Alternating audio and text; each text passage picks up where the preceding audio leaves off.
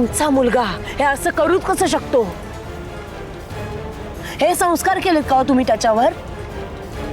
नाही, काल तर मारे नात्याच्या, प्रेमाच्या, प्रामाणिकपणाच्या बाता मारत होता. कशासाठी? माझ्या लेकाचा जीव घेण्याचा प्रयत्न केला त्यांनी. कशासाठी? हो, एवढं काय बिघडवलं माझ्या इंद्राने त्याचं? हा असला मुलगा जन्माला घालण्याऐवजी त्याला पोटातच का नाही मारून टाकलं?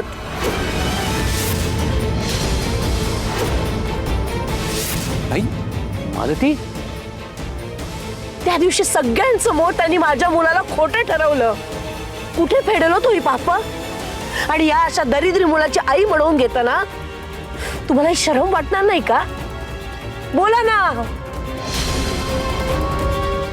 अहो, विक्रांतच्या नजरेत माझा इंद्रा इतका खूपच होता का हो? इतका?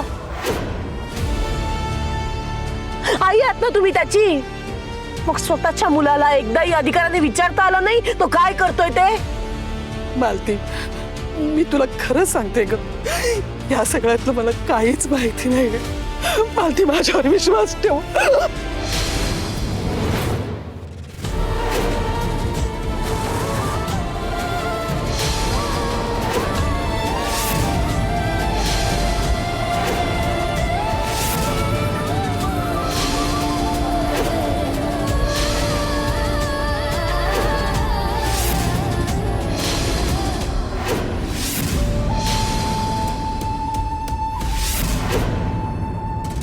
मालती, खबरदार, तर जर कोणी मध्ये आलं तर.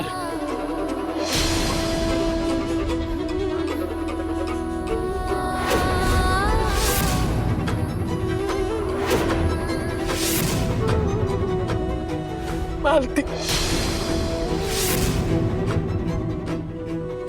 चुकले ग मी. खरंच हारले मी. हारले का? मी माझ्या पोराला संस्कार द्यायला कमी पडले. आई म्हणून घ्यायची पात्रताच नाहीये ग माझी. बघ ना, विक्रांतनी इंद्राला मारायचा प्रयत्न केला, मोहनला मारायचा प्रयत्न केला.